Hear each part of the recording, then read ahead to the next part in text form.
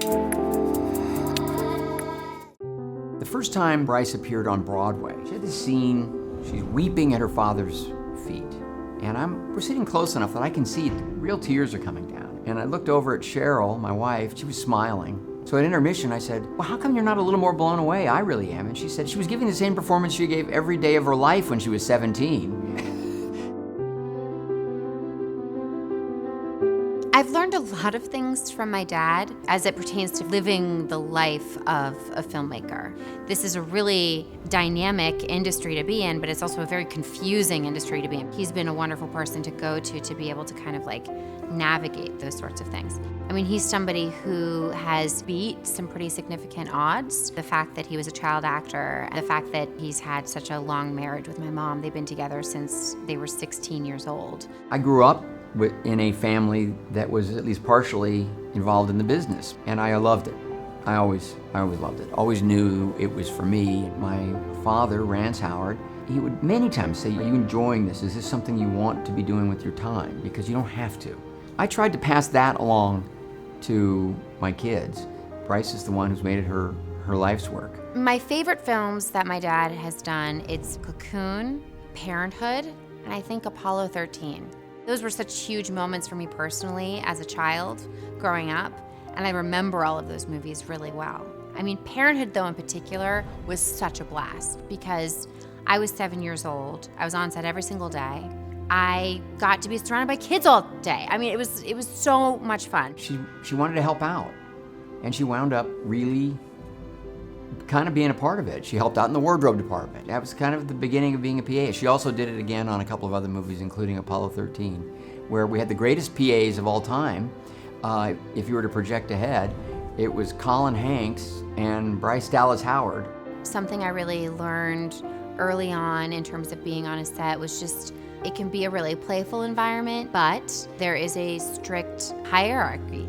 Being able to learn that and function within that and not be intimidated by that, I think that was a huge gift that I was given.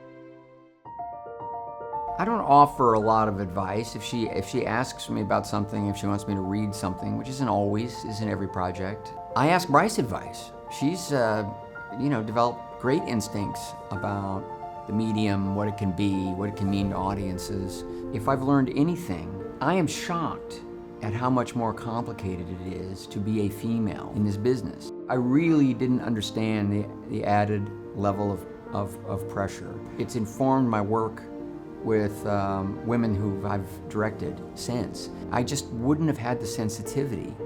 The thing that I always notice in every single film is that there's a genuineness to the character that triumphs. And that's very much who my dad is.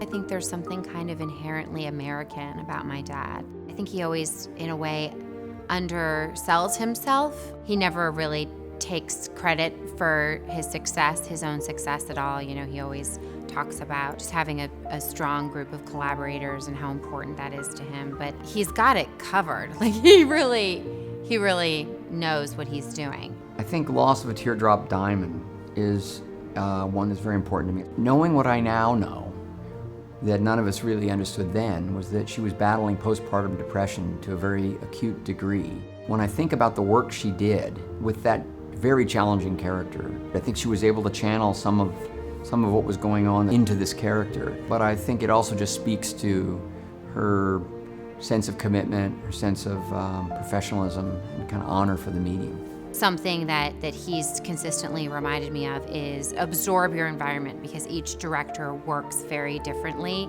and it is a privilege to get to be witness to each person's own way of solving the puzzle. Bryce is in it because it feeds something in her.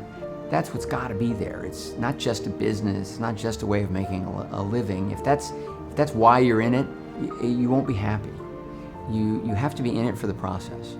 And you have to love those interactions and those kinds of challenges.